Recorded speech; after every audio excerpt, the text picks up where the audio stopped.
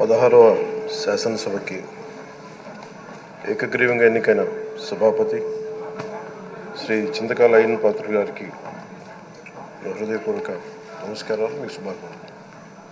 ఇది నేను మొదటిసారి అసెంబ్లీలోకి అడుగు పెట్టడం. ఇలాంటి సుదీర్ఘ రాజకీయ అనుభవం ఉన్న దాదాపు 7 సార్లు ఎమ్మెల్యేగాను, ఒకసారి పార్లమెంట్లో అడుగుపెట్టిన మీకు, Panchayati Raj, technical education, forest, R&B అనేక మంత్రిత్వ శాఖల్ని సమర్థవంతంగా నిర్వహించిన మీకు ఈ సభాధ్యక్షుడు, ఈ స్పీకర్ స్థానంలో కూర్చోవడం చాలా ఆనందంగా ఉంది. ఇన్ని దశాబ్దాలు ప్రజలు రాజకీయ జీవనంలో ప్రజలు మీ వాడి వేడి చూశారు. మీకు కోపం వస్తే ఋషికొండను చెక్కినట్టు ప్రత్యర్థులకి పదునైన ఉత్తరాంధ్ర యాసలో గుండు కొట్టేస్తారు. ఒకటే బాధేస్తాం సార్, ఇకపైన మీకు తిట్టే అవకాశం లేకపోవడం. కానీ ఇక మీద సభలో ఎవరు తిడుతున్నా దాన్ని ఆఫ్ చేసే బాధ్యత మీ చేతిలోనే ఉంది. మీరే మైక్ ఆఫ్ చేయాలి. అంటే మా చిన్నప్పుడు నేను చూసేవాడు, ఒకసారి అల్లరి చేసే అబ్బాయిని క్లాస్ లీడర్ చేసేవాడు చిన్నప్పుడు మా స్కూల్లో. కానీ ఇన్నాళ్ళు ప్రజలు మీ వాడి వేడి పలుకులు, మీ ఘాటైన వాగ్దాటి చూశారు. ఈ రోజు నుంచి రాష్ట్ర ప్రజలు మీ హుందాతనం చూస్తారు. డిబేట్స్ వెనకాల దాక్కుని సంస్కారహీనమైన భాషల్ని, భావాల్ని రకరకాల మాధ్యాల్లో విరజిమ్ముతూ ఉంటారు. దాని నియంత్రణ మీ ఆధ్వర్యంలో ఇక్కడి నుంచే మొదలవ్వాలి.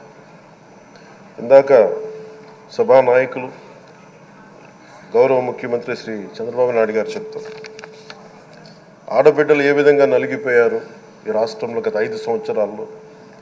చిన్న లేదు, పెద్ద లేదు, ఎవరని లేదు.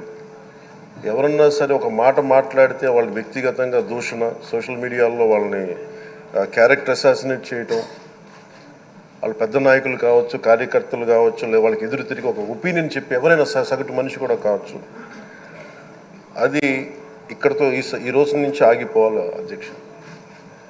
అది మీ ఆధ్వర్యంలోనే మొదలవ్వాలి.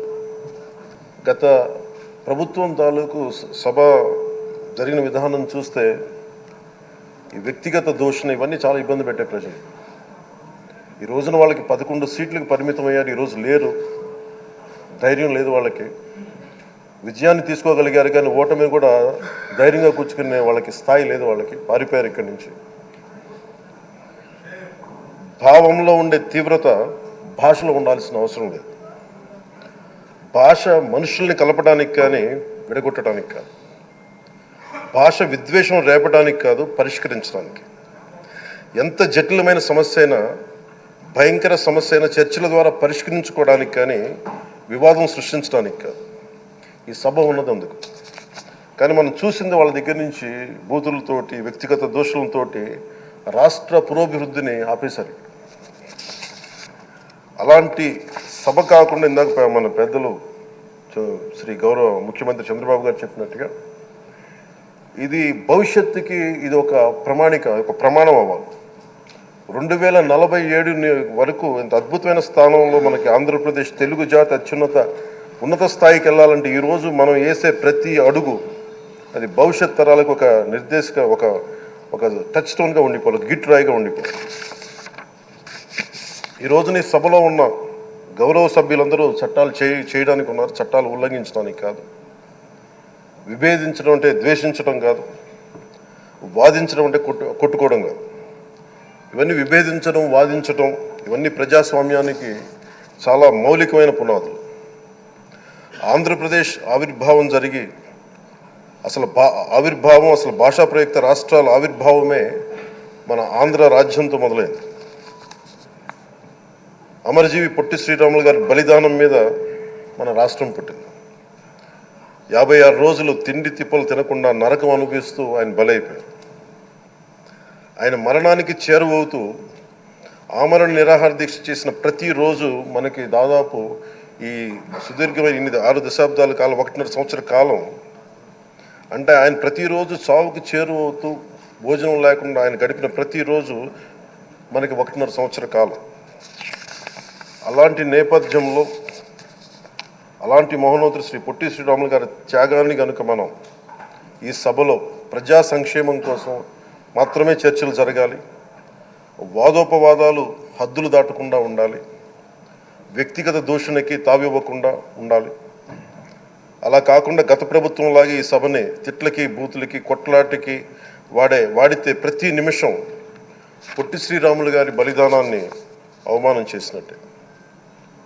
ఒక గొప్పవాడు, ఒక మహానుభావుడు బతికినప్పుడు మాత్రమే కాదు, చనిపోయిన తర్వాత కూడా కొన్ని తరాలు ఉపయోగపడతారని నిరూపిస్తారు.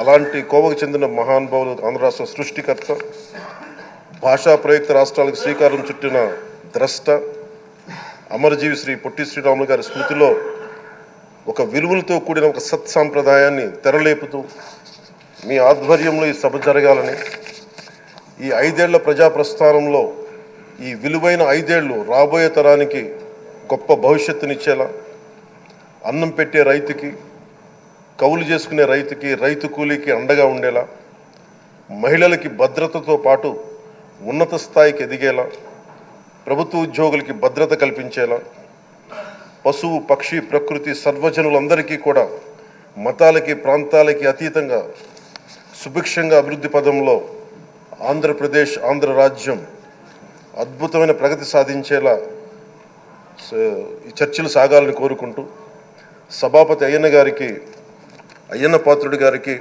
మీ ఆధ్వర్యంలో ఈ సభ ఒక సరికొత్త సాంప్రదాయానికి, సత్సాంప్రదాయానికి ఇది తెరతీయాలని కోరుకుంటూ మీకు మరోమారు శుభాభినందనలు తెలియజేసుకుంటాను.